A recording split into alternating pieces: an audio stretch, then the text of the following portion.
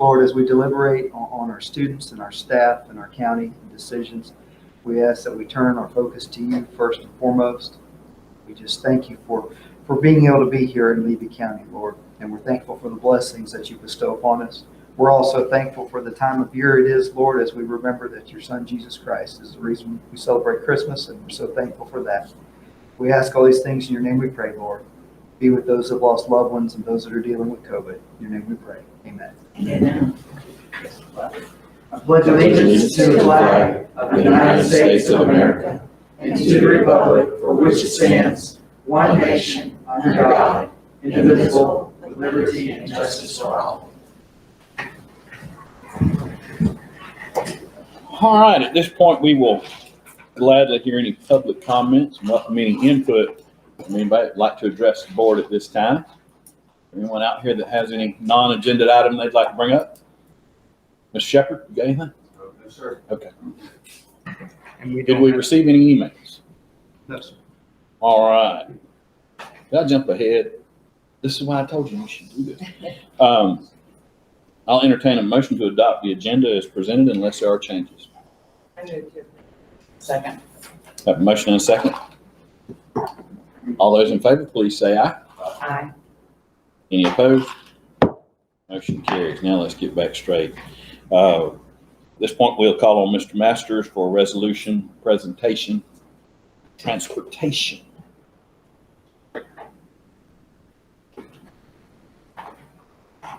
We live in a world where bad news travels fast, and we hear a lot of it.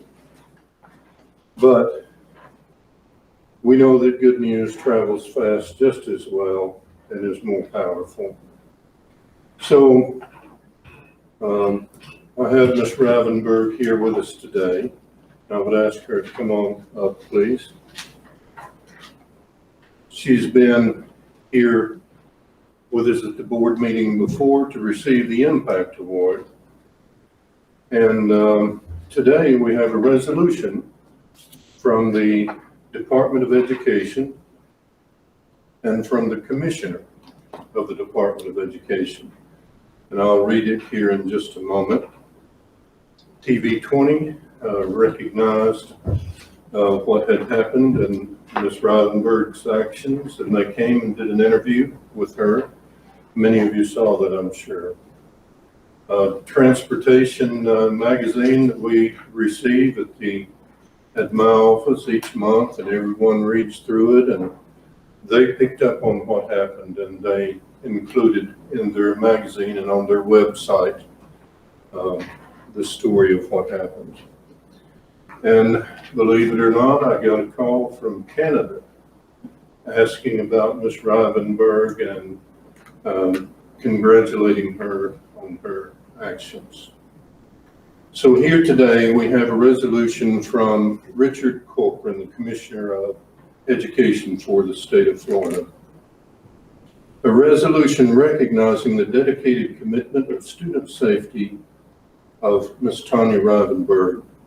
Whereas in 2020, Ms. Rivenberg was driving her normal morning route to pick up students to go to school, and whereas students riding the school bus informed Ms. Rivenberg that a 7-year-old boy was choking on a piece of candy, and whereas due to the cardiopulmonary resuscitation training she had received from Levy County School District, she was able to quickly respond and begin performing life-saving medical treatment to the child. And whereas due to her district-issued CPR training, Ms. Rivenberg successfully resuscitated and saved the student's life before paramedics arrived at the scene. And whereas Ms. Rivenberg has spent the past 4 years as a school bus driver dedicated to the health and safety of each student riding her bus, and whereas Levy County School Board recently awarded Ms. Rivenberg with its Impact Award for her life-saving efforts, and whereas because of Ms. Rivenberg's dedication to her students and her quick response and decisive action, she was able to save the life of a young student. Now therefore be it resolved by the Commissioner of Education of the state of Florida that Ms. Tanya Rivenberg is congratulated and thanked for her passionate dedication to protecting the health and safety of her students. Thank you, Ms. Rivenberg.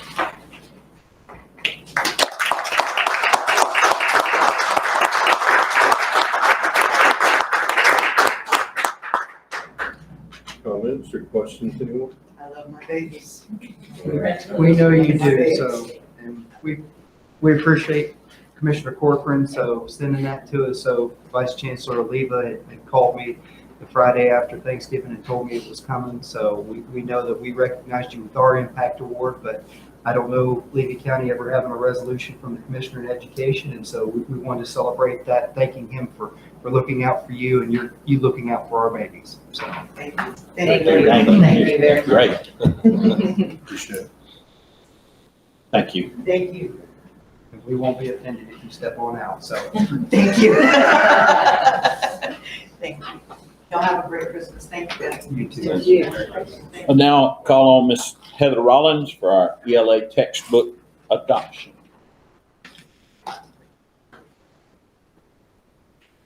Good evening. Thank you for having me. My name is Heather Rollins, and I'm the district literacy coach this year for Levy County. And a big portion of my job this year has been navigating the ELA adoption. So tonight, I'm just here to give you a status of where we've been so far this year and where we're headed moving forward. And please stop me at any time if you have any questions. If you're online and you have a question, please let me know, and I'd be happy to address those as we go. Go ahead, please. So in your binder, you have kind of a timeline look of what we've been engaged in so far. Those things that are crossed off are things we've already accomplished so far this year. And then the things that are not crossed off are things we still have left to do. But our journey started back in September with the coaches. Our reading coaches have been heavily engaged in this process all the way from the beginning. Every coach has been at the table, which is really encouraging for me because that means that we have a professional and an expert in the building that's going to be ready to provide professional development for our teachers and roll this out at the school level. So even Cedar Key and Yankeetown, they're navigating having to be at the table for both elementary and secondary work. So they've been troopers and hanging with that process. So we have been, as you can see, we've been looking at training in the actual standards, the new best standards, and making sure we're comfortable with the shifts that are coming there. And then we've also been engaging in instructional material sessions, which are more aligned to us knowing what to look for and us being able to and ready to evaluate materials as they come. So far we have finished our best standards training. We just finished that last week. And we have our final instructional material session next week, where we'll actually be looking at the platform EdCredible, which is what the state uses for publishers to submit information for us to review. Go ahead, please. As a part of the process, we did cast a vision amongst ourselves about what it is that we were looking for in instructional materials, and we cast a very lofty vision. The coaches and I they've been very engaged in the work that we've been doing in Levy County as far as mapping and creating assessments, all of those things. So they're very invested in us getting a good program because they've been doing a lot of lifting for what happens when you don't have something in place that's really helping you meet the standards. So they're very invested in us having something good moving forward. And that's just happened because the last adoption was so long ago, the standards shifted in the meantime. And so we've been using materials not aligned to the standards. So we've had to fill in a lot of gaps. So in the meantime, this is basically a small outline of what we're looking for. It comes down to the fact that we're looking for standards-based, the new standards. We don't want a curriculum that has just old, our standards slapped on it, but rather curriculum that was created with our standards in mind. We're looking for differentiation for all of our students. We're looking for clarity for our teachers and our students to really know what it is that they're teaching and what it is that they're learning. We're looking for inclusive resources, multicultural engagement, and content integration. We have a lot to teach, and so we love a resource that helps us teach all of those things. And we're definitely looking for engaging materials. If the students in the seats are not engaged by the materials in front of them, then we're already lost. So we're looking for things that really speak to our students and where they're at. So we're also at the very top, that one is super important. We're looking for curriculum that is systematic, that's on purpose, it's intentional, it's efficient, and it unifies us across our district. So that's kind of a lofty goal when you're engaging in the textbook adoption process, but we decided to shoot for the stars. And we put this in front of our adoption team, and they were in complete agreement and didn't offer any edits, but definitely we're on board with all of those descriptions of what we're looking for. Go ahead. So as the coaches began engaging in training, we started rolling out to our adoption team. You can go ahead to the next slide. This shows who our adoption team is for our district. I'm really proud of this team. They've been so wonderful to work with. We have teachers from every building. We have teachers from every grade band. So we tried our best, as you can, for example, if you look at Bronson Elementary School, we have a kindergarten teacher and a 4th grade teacher. So we have a K-2 representative and a 3-5. We tried to do that across the board, as well as having the coach at the table. We also have specific teachers who were chosen to be our lens for ESE students, just to make sure we're looking at materials that really meet the needs there. And we are going to have some parents join us here in December. Annie Whitehurst and Stacy Swain have graciously agreed to be a parent lens for us, so we're excited to have their voice in the process as well. But I really feel like with all of these people, they represent the best of what we do. And so we're really excited to have their input and their buy-in into the process. We sat down and we were really thinking about what is it that we need from every member of this team. A part of the AVID process in our district is when we have a group situation is really set some norms for ourselves of some expectations that we want to hold. And these kind of capture that we've really looked for our teachers to be active participants and positive participants in the process, for them to bring their expertise, but also to be teachable at the same time because we all have new standards to learn. A collective mindset is huge. Knowing we want what's best for our individual schools, but we want what's best for Levy County as a whole, and those things don't have to compete. So we have kind of approached this process that way, that they are a voice for the team, and they're also a voice for their school. So like I said, I could not be more proud of the team we've assembled, and they've been fantastic throughout this process. So as you can see, we've already done 2 sessions together, and that's been mostly focused on standards learning. You can go ahead to the next slide. We had a lot to learn. Our standards have shifted considerably in terms of organization, even at the very start. They're coded completely differently than they were, so they just look different just from the outset. So even getting teachers familiar with the new structure and how they're organized, how they're coded, so that they feel familiar with how to go and locate those standards.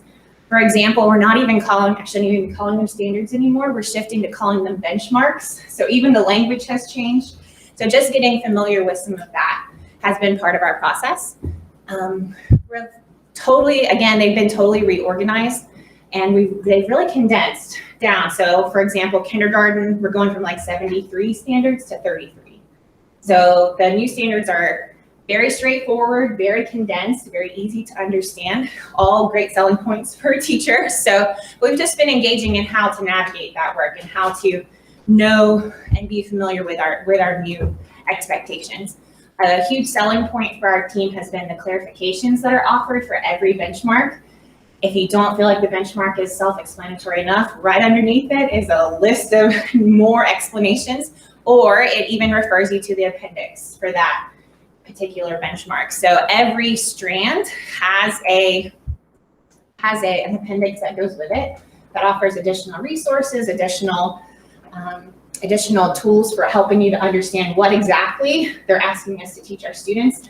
So our teachers that have been engaged in this so far are loving it, because in our current standard, there's a lot of ambiguity and there's a lot of vague language in there, and they're not feeling like that's true of our new standards at all. So that's been a lot of positive feedback that we've received through the process.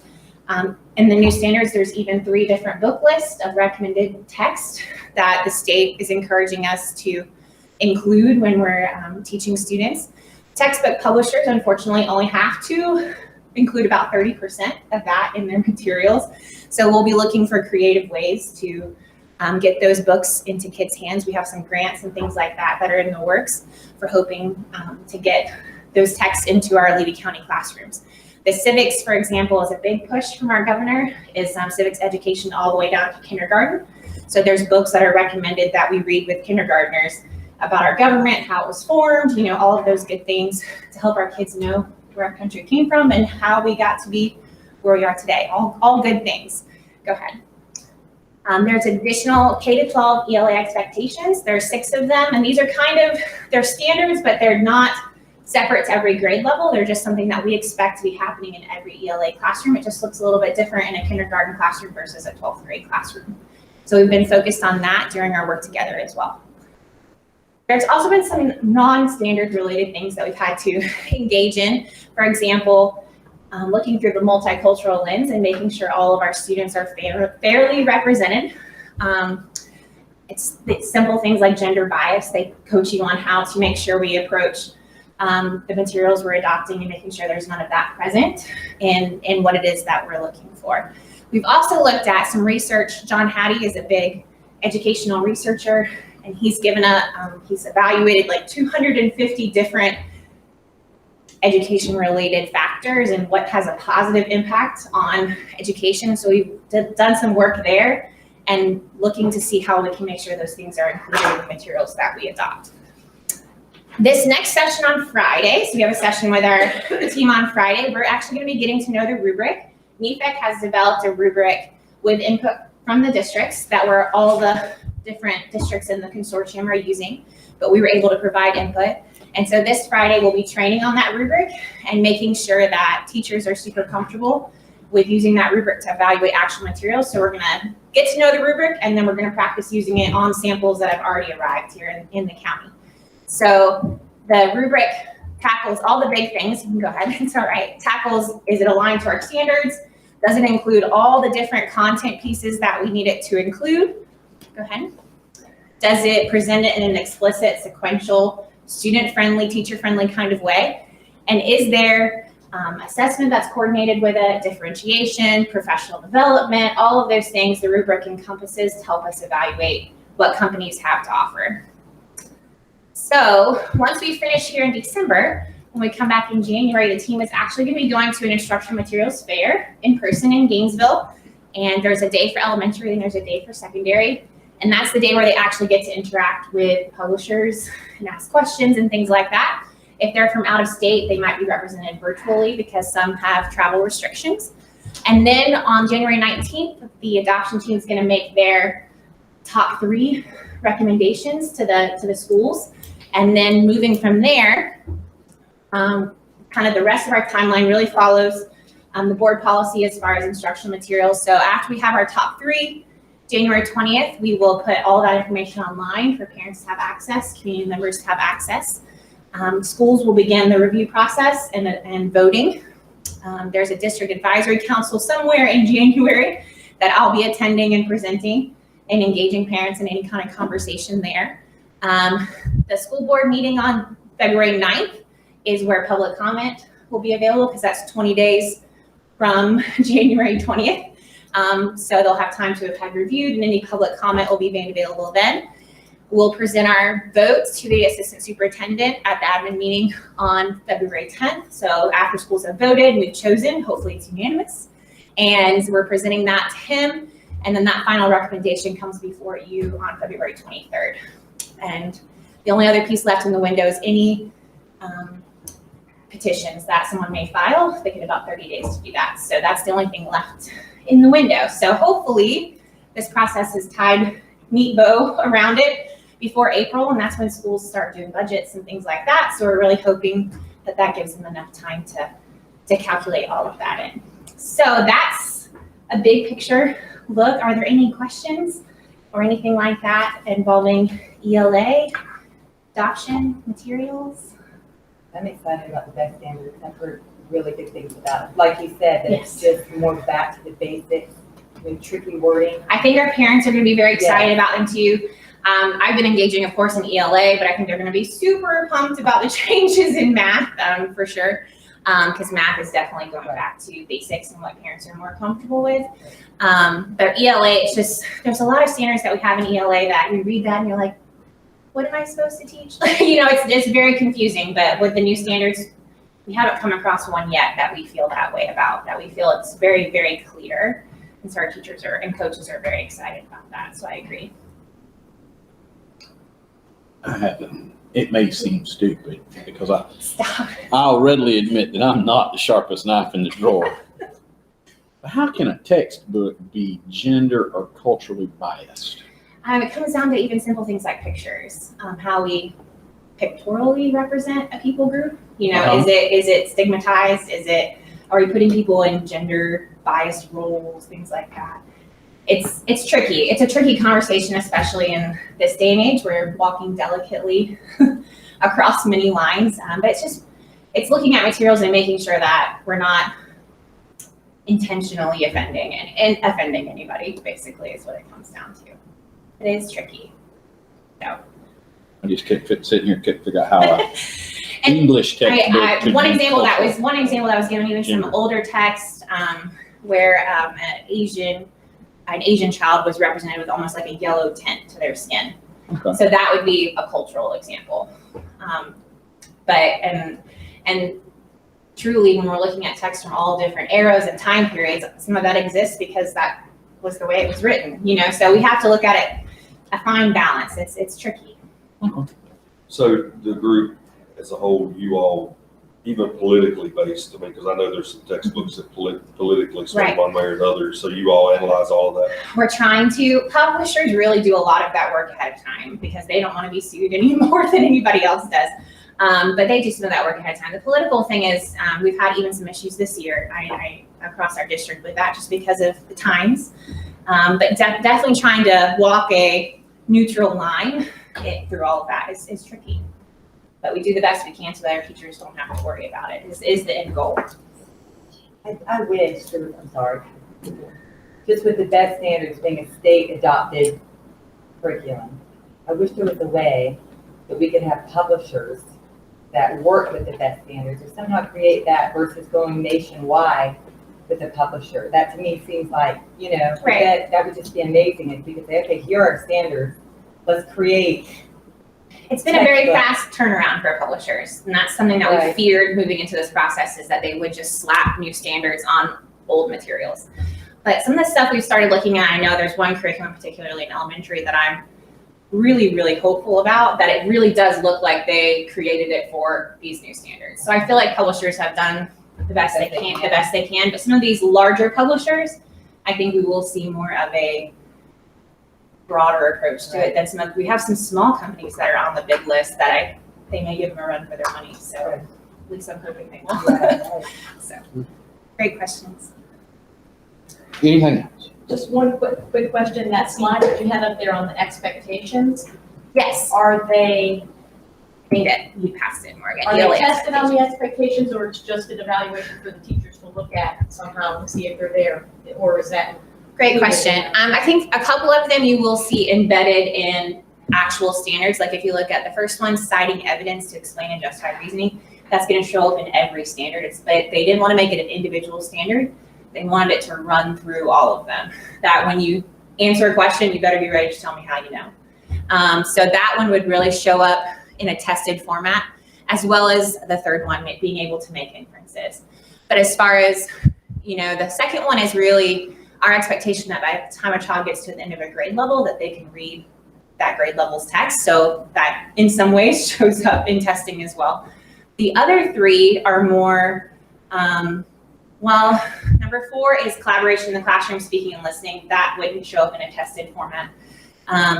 Number 5 is even things so much as when you turn a book report, here's what we expect a book report to look like, teaching students how to evaluate their work for quality before they turn it in. And voice and tone and writing would be evaluated at the upper grade level. So that's 6-1. So it really depends on which expectation. Yeah. But it's just more so that they didn't want to separate it out as an individual standard, but they wanted it to run through all of them.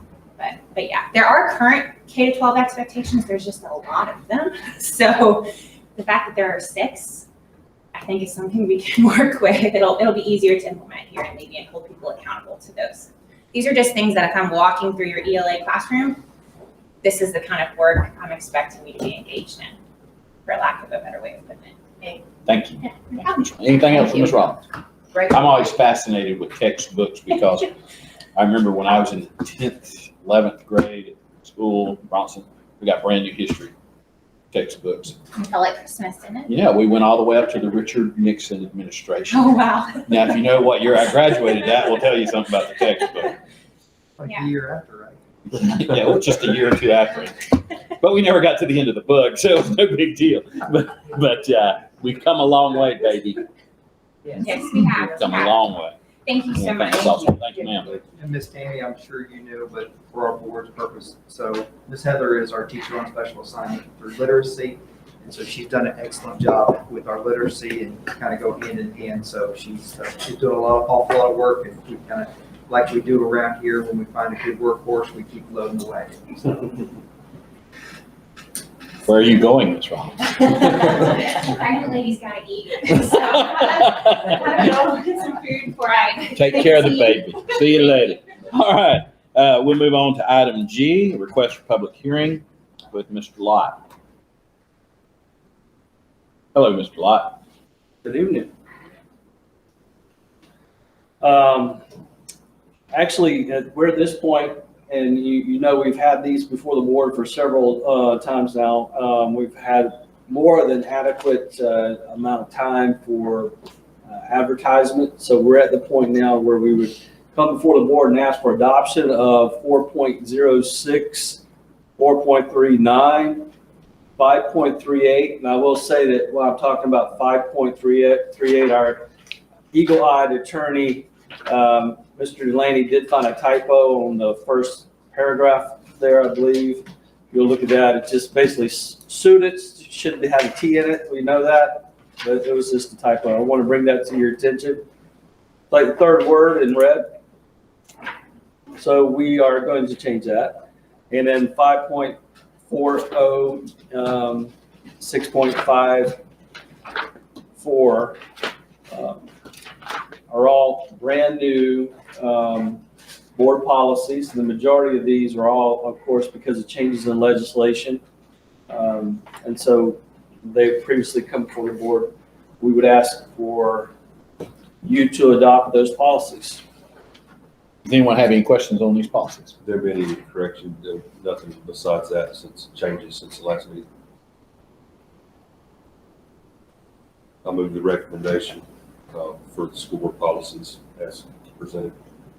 Thank you. We have a motion and a second. Any more discussion on these policies? Any questions for Mr. Lott? Seeing none, all those in favor, please say aye. Aye. Any opposed? No. Motion carries. Thank you, Mr. Lott. We'll move on to H. Okay, going hand in hand with what you just approved, now that we have approved those policies, we no longer need these policies. 6.38, prohibition of harassment, 6.39, discrimination.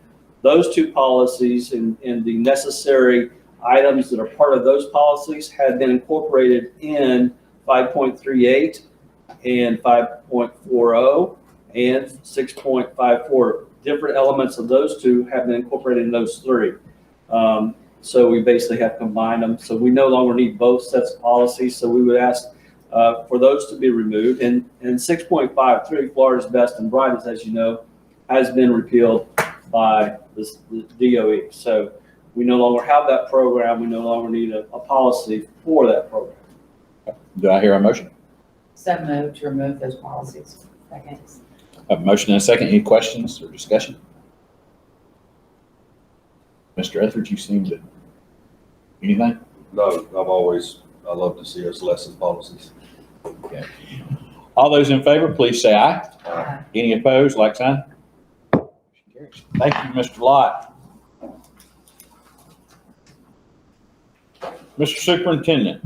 Yes, sir. Board, you saw in your packet, there's a resolution 2020-01. This resolution mirrors the resolution that our Board of County Commissioners adopted at a past meeting. As you've known, internet connectivity for our students throughout rural Florida is an item that our governor and DOE and our state legislature have kind of earmarked as an item to work on and to focus. And recently, former State Representative Dane Herbal was put in place at the Department of Economic Opportunity. So this resolution right here kind of gives a little more weight to stand with our Small Counties Association, who's making a push for this. Puts us right there to kind of help them show that This would definitely benefit our students and the citizens of Levy County, and so we want to support them. Thank you, Mr. Superintendent. Any questions from the board? I think it's great because I know we've had a lot of, feedback and comments and things about that and about those issues. So I certainly support that. I think it's wonderful. Can I ask a question? And I won't mess this up, but there was some real hope of a different type internet access, maybe through satellite that's been being talked about for rural. Has there been any talk within our district about that? So what I can say, Mr. Etheridge, is that I think what you're talking about is the initiative that's being run by Elon Musk's company. Yes. Starlink, yes, that's the name of it. And they have been rapidly deploying a large constellation of low Earth orbit satellites. They have started some of the initial beta testing, and that is being centered first in the northwest of the country, around Washington State, Oregon area. And the intention is over the next 6 months to a year to gradually deploy it kind of in an arc diagonally down toward the southeast of the country as more satellites become available. So the initial beta tests, from what we've read in the press, are very promising. There will be a cost associated with that, of course, for households that choose to do it. But so far, the network is outperforming many other rivals in that period. So it is an interesting initiative. I think, just in comment, I don't think Tallahassee's going to fix this issue. I think that it's going to be private industry, but at the same time, we need to be pushing as a state. In my opinion, they don't need to be sitting in the northwest; they need to be sitting in the southeast tomorrow. So we need to push, and however it is, probably not to put a fiber optic line down an expressway running up the west coast, but something of that magnitude. I just want to make sure that we were on top. I knew you were. I just wanted to bring it to light. I appreciate it. Yeah. And Mr. Etheridge, so Mr. Bennett and I have had several conversations over the last, I will say, week when we had an outage with AT&T that led us to having the first day of opening of iReady testing. So basically being a day of us sitting there where we were ready to test and had students then, so being stuck. So that conversation has been had with Mr. Bennett. So Tell me this on our AT&T contract or however that works. I mean, a day of disruption for us costs hundreds of thousands. If I cut one of their lines, they charge me by the hour to what I'm saying. So is there any repercussions on the AT&T for them to not provide our services for a full day or two? Not that I'm aware of, but that's certainly a very good point in checking. I just think it's in today's world and the amount of technologies available and what they charge for their services, then when they don't provide service, it puts disruption in the manner that we couldn't get an agenda last week. I mean, during the week, so yes, sir. To think how vulnerable we are and we don't have another option.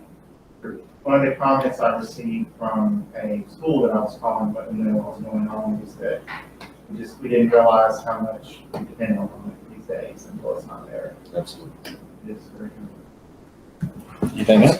I want to say for the record too, how much I support this. I've said it before, that I think this is one of our biggest issues, especially in the light of the world our kids are living in, our kids in this rural county, to not have internet access at any given moment is just crippling. So I'm in big support of this. I think if we are actually, as a state, are actually going to compete, Right. this is much more important than a road. If we could spend the money that we're spending on road, for some reason nobody knows where it's going, but they still pour it. We spend this money on that, we could actually accomplish things. So anyway, I will gladly accept a motion. Ma'am, do I hear a second? Second. A motion and a second. All those in favor, please say aye. Aye. Any opposed? Like sign. Motion carries. You've all had a chance to read over the minutes from the November 17th meeting. Are there any changes or updates? Make a motion to approve. Second. There are no objections. I will pass this by general consent. Seeing none. Motion carries. We'll now move on to our consent agenda, and I will start down here with Ms. Clemency. Comments or questions? Or did I? Were you not ready? I'm ready. Okay. I just had one question about the virtual teacher. Is that So that's not a new position, that's Okay. reclassifying some Okay. positions, so yes. okay. That's it, that's all I have. Thank you, ma'am. Mr. Etheridge? Just a general question. Is it generally school board policy that we hire new teachers that are not in the field? Do we hire, I mean, is that general? Do we do that? Mr. Etheridge, we do everything in our power to put people in place that are within their field. No, it's not. Even if there's someone who interviewed that is in the field? We do our best to put the best person in there, so yes. Okay. My other question was just answered about the, that's it, that's all I have. Thank you, sir. Mrs. Brookins? For my questions, just to clarify, from Mr. Etheridge, please tell me the exact procedures of how long we are going to have a teacher in our field. So if a teacher is hired that's out of field, they have to then be working, so towards that progress, so to get certified in that field, so they have 1 year. They have 1 year and it's documented that they are working towards That is that. correct. And so And so it is very clear from the school board and our policies that we do explain that to that teacher from the beginning. there's multiple communications with that teacher on what the expectations are, on what they need to be doing. Yes, so very much so, it's very clear. Thank you, and I certainly believe that 100%. And I also believe in every situation and all comments and letters and inquiries and questions that this board does everything possible to put the right person in place and everything possible for the students and the best thing to put students first. And so I certainly know that we will continue to do that. No doubt. And Ms. and- Perkins, when we do have people that don't do what they're supposed to do, those people have usually been non-renewed or moved into other spots where they may be. That's right, and warned many times. Correct. Thank you very much. I had great good talk with the superintendent. He answered most of my questions, but I do have a few comments I'd like to just go over. We've all been here and we know that, voting on something, but this one, the October 27, 28 was way after that's bringing to the board to approve after the trip. And then, Mr. Cowart, can you explain the finance 2E about that procedure and why it's coming out of the schoolhouse budget and the procedure of that happening? Sure. $10,000. Sure. So on that budget, so that's the Italy trip that we have with the students at Chiefland Middle High School. There was multiple postponements and date changes with that. And so the idea, we went through and we recouped all but that amount right there. So, and in looking at the process on trying to recoup the amount of money that was left there. So it's going to come out of the Chiefland Middle High School schoolhouse funds. So it'll be split over 2 years. Over a 2-year period, okay. And it is the major schoolhouse and not just one. Entity. Okay. All right, I think that's certainly all the questions I had. Yes, sir. Yes.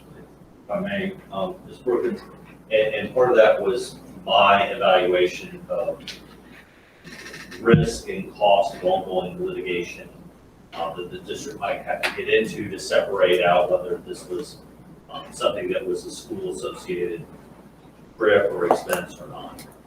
So I gave advice to the district that resolving this in this fashion is probably the least expensive option we had available to us. Yeah, I believe in, in breaking it out and it's, the major general fund. I just wanted to know that we pursued every avenue with that company because this was, because of COVID, no one could help that. It wasn't, anyone's fault. And I know that going forward, we put a policy in place that's going to be better for our district, and that's certainly important.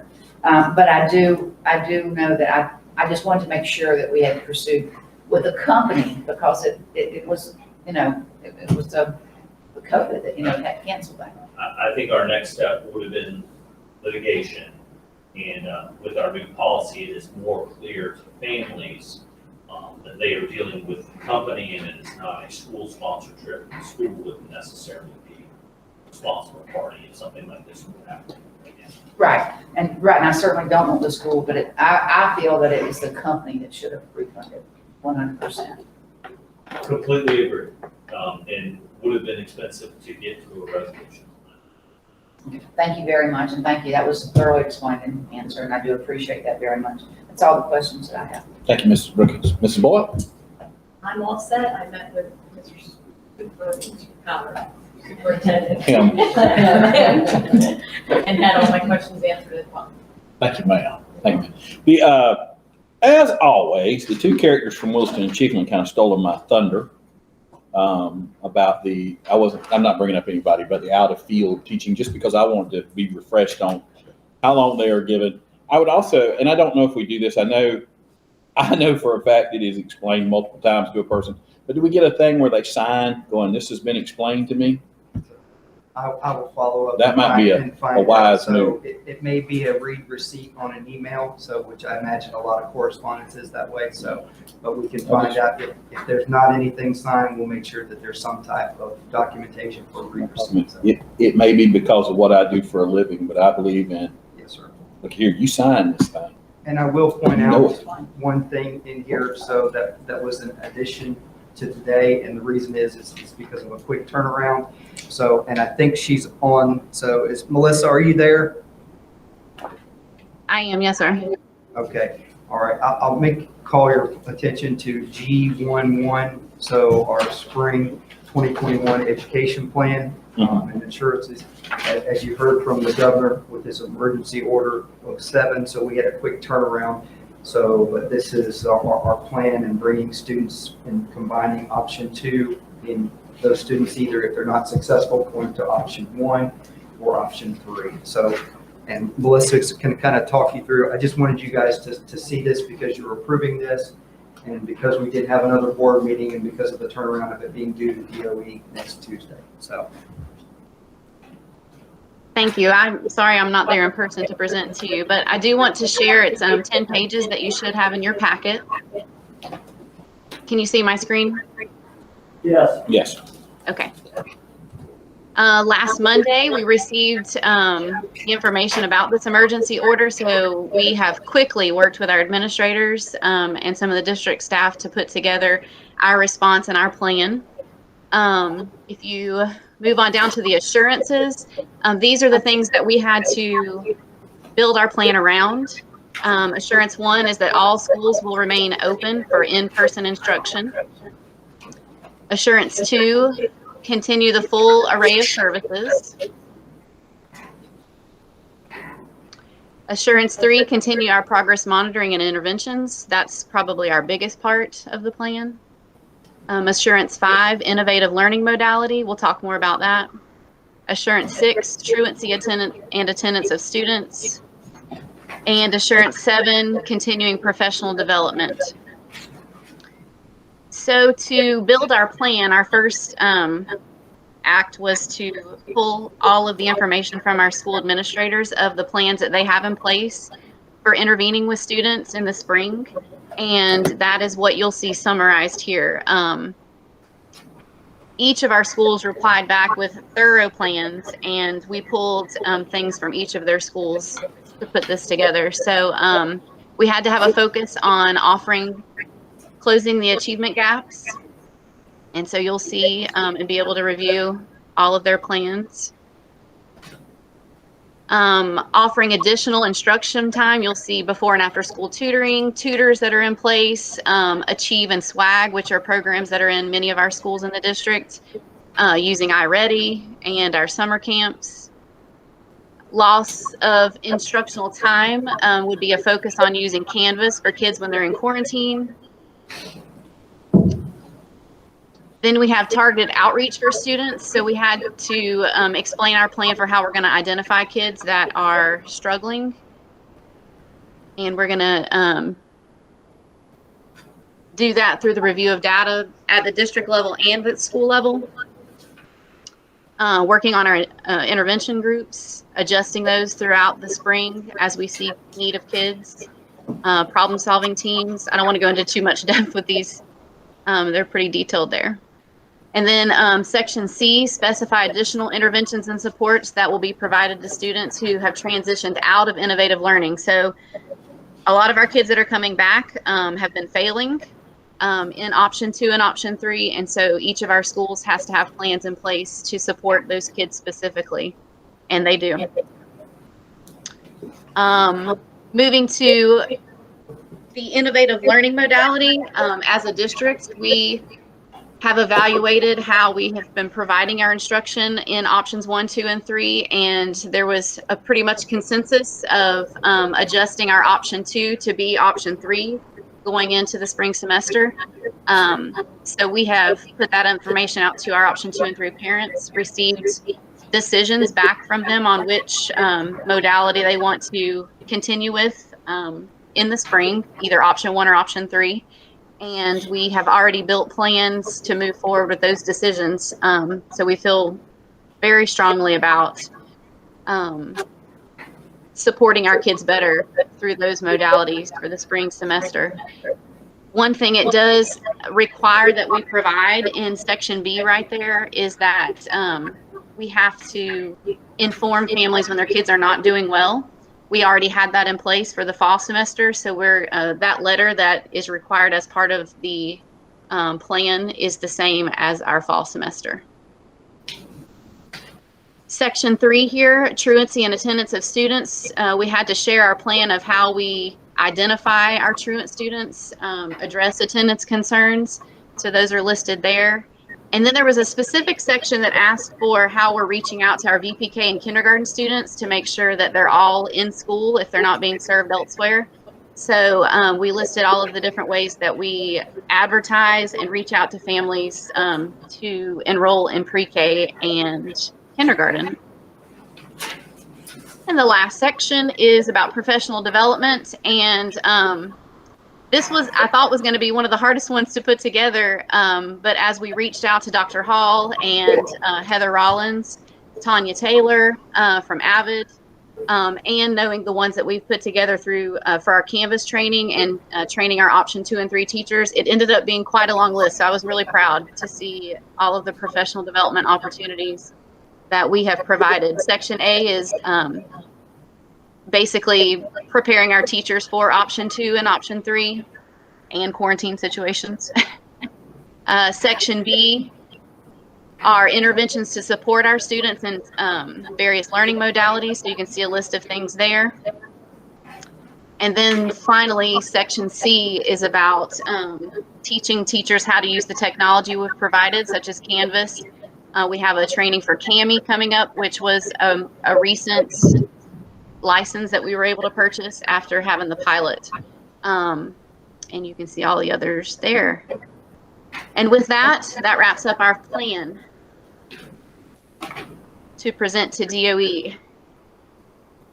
Thank you, Ms. Lewis. You're welcome. We're quite proud of it, and it's a big thanks to our school administrators for all of their input to put this together, because it was a really fast turnaround. We did that in about 7 days. So. Thank you. So, board, I just wanted you to be prepared. So, in case you were asked on that, that's what the transition on those option 2 and option 3 kids that aren't being successful. So, bring them back and the ideas of everything there. So, thank you, Ms. Lewis. We appreciate you again. You're welcome.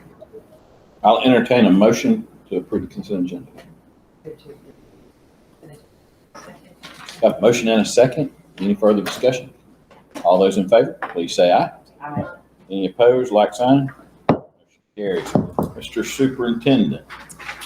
As we enter the time of Christmas and the holidays, so we have some people that have served Levy County for a long time, and they'll be transitioning out before we meet. So Ms. Barb Rivers and Mrs. Valerie Boganum will both be exiting our district after numerous years of faithful service, and just appreciate them. As you know, right before Thanksgiving, so our schools, we had cake and pie auctions at Chiefland Middle High School with the student government, and Williston Middle High School had one, and Cedar Keys junior class had one, and our, just, it never ceases to amaze me, just the giving of our communities, so on how much they support our students, so. And you can see with the quick turnaround on things, there's a lot of things that DOE is kind of firing our way, so there's been some grant opportunities that are coming up. Ms. Rawlings alluded to the fact of the civic literacy grant that we're working on. There's also a data scientist kind of that we're looking at possibly have some CARES Act money that we can apply for and bring something to you that could kind of maybe do something similar to like Ms. Rawlings, a teacher on special assignment or something like that. So geared towards math and science. So just, I appreciate each and every one of you. I wish you a Merry Christmas and Happy New Year. So because it'll be the new year before we meet again. And I'm just thankful for you guys. Thank you, sir. We'll start here with board comments. Ms. Clemency, are you ready? Okay, Ms. Clemency. One quick question. So option 2 that aren't doing well? Option 2 is going away. So Okay. we'll have option 1, brick and mortar, face to face, and we'll have option 3. So That's very exciting. which is virtual. So Yeah. now I'm fully aware, which is why you saw the virtual teacher. So there'll be changing. So, but what it will look like throughout the district, we'll have 3 elementary teachers that will be option 3. They'll service those students K to 5, and the numbers are roughly even split between each of them. So Williston has all Williston kids, Bronson and Cedar Key will be serviced together, and Chiefland and Yankeetown will be serviced together. But the numbers are within 1 or 2 even of everybody being evenly split along. That's great. That'll relieve the burden of our teachers for sure in the spring. So they've worked so hard. Again, I've said it a million times, but thank you to all the teachers and the administration for all that they do.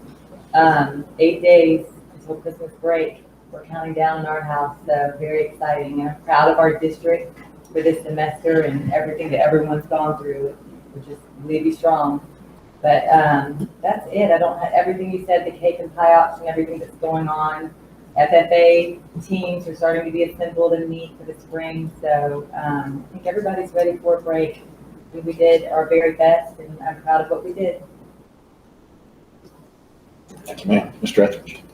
One quick question, option 2 going away, but under the quarantine restrictions, they'll be educated under option 1, but distanced. Correct. Okay, but they'll, okay.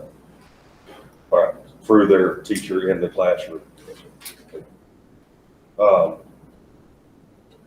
We'll start out with negative.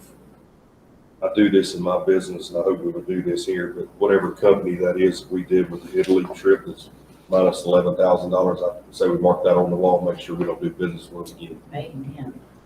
Duly noted. Yes, sir. Just, sometimes we forget things like that. That's right. But I don't wish any ill will on them. Just hope they success business without our business. I said I wasn't going to say anything about it tonight, but I'm going to say something about it tonight, Mr. Hasbell. Go ahead. If we're going to have a nice break here during the holidays, and the quarantine thing is, less than Ms. Katie waits hard again, but it's out of control. I think hopefully with the vaccine coming out during the holidays, that this miracle thing's going to happen, and probably after the 21st of January, we won't have any more COVID and we'll move right on. But if not, I'm going to say that somewhere in January or February, that we as a board need to have a workshop to sit down about our guidelines with COVID. Make sure they align with, make sure that the goals are all, just a suggestion, not to set a date, but I did forget something, Mr. Etheridge, so, and it deals with that, so I apologize. I'll be honest with you, and this is my comment, so I'll do that, but I'm tired of people calling the health department saying we're following the school board's guidelines, and then when we get here, we say we're following the health department's guidelines, and it's just this, and then nobody knows what guidelines are what. So I get parents who, there's no rhyme or reason or answer justifiable behind maybe this answer, some of those, and we'll move on. And that's just a soapbox, and I had missed opportunity since we started. Yes, sir. And I didn't want to miss it again. I think I got notice they were just quarantined 50 in Williston today. Yes, sir. And I'll speak to that. We sent out another communication this afternoon urging our parents, if you take your student to go get tested, please keep them home until you get the results of that test. So, Yes. and to tell you just the highlights of the new guidelines, a person exposed, positive test is the same. You're out 10 days, so if you come back on the day. The person exposed has the option of testing on day 6 or later if they have no symptoms. And then if there's no testing, the 10-day quarantine and we return on day 11. So as long as no symptoms. So, and we just ask them to watch if they develop symptoms that they contact the school nurse or their healthcare provider. But duly noted, Mr. Etheridge. Okay. And I'll readily admit that, now I'll get to the positive stuff, so I won't end on the other, but I readily admit that I don't get out of Levy County very much anymore. And not because of COVID, I just choose not to because I like it here. But traveled about 1,500 miles this past week through multiple states under the orders that these states are under. And I will say that I'm proud to be from Florida and Levy County and how fortunate we are. You can't sit down, you can't order in a restaurant in the state of Tennessee still. So yeah, it's, we actually, Kentucky, we had to drive back to Tennessee to eat breakfast. So I appreciate the concern and the amount of importance that's being placed on the pandemic, and also at the same time that there's a section of our population that can still exist and move forward and operate in a manner that's conducive to making us have a future in the future. And last but not least, but I try to do this every Christmas. It's Merry Christmas to everybody, not Happy Holidays. There's a reason we have Christmas, and it's the birth of Jesus Christ, and I want to make sure that everybody remembers that. And that's the reason we get the vacations and the presents and all those other things, and that cloud up the real reason that we have Christmas. That's it. Thank you, sir. Mrs. Brickens? I just wanted to also bring up to review the COVID, the CDC guidelines and what we're going to do in our county. And we don't know, it is new, but we need to explore all options that we can, and we can make a mistake and we can change and we can continue to improve and do better. So the information that you just gave out, tell us what's different. The highlights on it. So The return to school in 10 days rather than the 14 if no symptoms, is that correct? yes, ma'am. So hold on just a second, highlights here. And so in sending this out, is this what we are adopting or we're changing? These are the changes that we've made. There's a new, Miss Barbara Locke is retiring, so I look forward to working with the new, I think it's Natalie McKillips is her name, so I'm sitting it down. But the positive, if they're test positive, it's still the same. So Right. if it's a person is exposed, so on the option of testing day 6 or later with no symptoms, they can go test. If they test negative, then they come on back. So after they receive those test results. So if no testing, it's 10 days instead of the 14. So it's reduced it by 14. Okay, great. I think that's wonderful, and I think that's one of the things the government put out too. So Right, okay. And our Levy delegation date is December 14th. it's correct on Monday. So our Levy delegation will be there. So it's at 9 a.m. at the Dogan Clock. So Dogan Cobb, not the courthouse. Okay. I just want to tell Mr. Locke, I really appreciate the great samples and showing and sharing. That's very nice. And it's so exciting to see the progress of that school. It's like, wow, they are going to town. You know, it's amazing, don't you think, Crazy? They really are moving some stuff. But anyway, I think that's very exciting, and they're doing a terrific job. I'm really proud of them, and they are doing good. And on my last comment, since we won't be here before Christmas or see each other until after Christmas, we like to wish our superintendent a happy birthday because we won't see him. He has a Christmas birthday. So very special day. But thank you very much. Love being with everybody, and Merry Christmas. Thank you, ma'am. Mrs. Boyle? I will just add to the quarantining, not to give anybody else another job, but it would be interesting to see all the students and or staff and admin that were sent out for quarantine who actually tested positive. I know that's a big reach, but it would be an interesting figure to see. As I said, not to give anybody else another job. And I like that it's changing a little bit as well. With Cedar Key, I was able to get some dollar figures since the last board meeting on what the fishing tournament raised, and that was $6,700. And the pie auction came close to about $4,000. So that helped them a lot.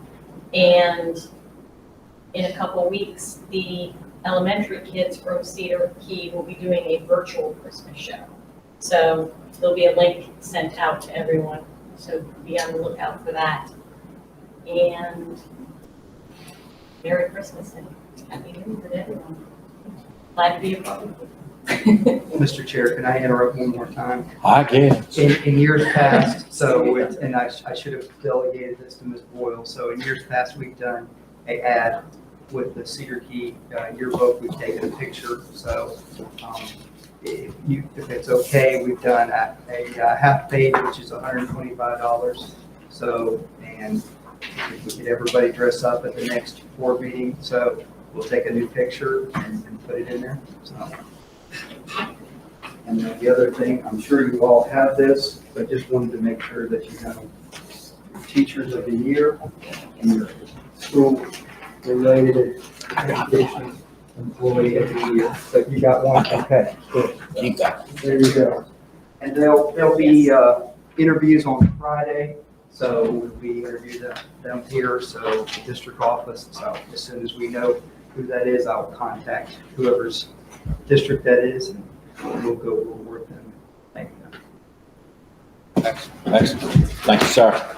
I want to say I appreciate should all have new contact sheets. I don't know about anybody else, but I lose mine all the time, so I'll probably have 2 or 3. I would also be remiss if I did not bring this up. Cedar Key is being represented finally by a good, qualified school board member who you won a scholarship. The character that had it before you, for all his doings, he never got that. So, I don't think any of them ever got that. I think, oh, now you're doing a great job down there. And, you know, you had big shoes to fill and you just busted through them, and I'm impressed. So, Amen. So, great job.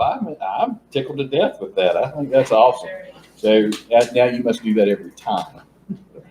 That's the standard now. You've set that. Hopefully it won't be virtual next year.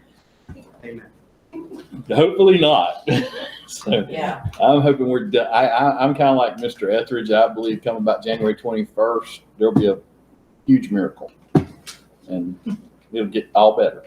So, but the only other thing I have is every year around this time, Cheryl Beecham at Bronson Elementary School does essentially a food drive, collects donations to send food home. We have some kids that you don't like to think about, and you don't want to think about it, but there are kids that when they leave our school for a couple, 3 weeks, there's nothing at home for them to eat. So she collects up food. This is not making you a Christmas basket with turkey and all that. This is staples to get a kid and a family that's a little less privileged than some of the rest of us, get them by. And I would encourage, and probably the other schools do it, I just happen to contact with Cheryl a lot.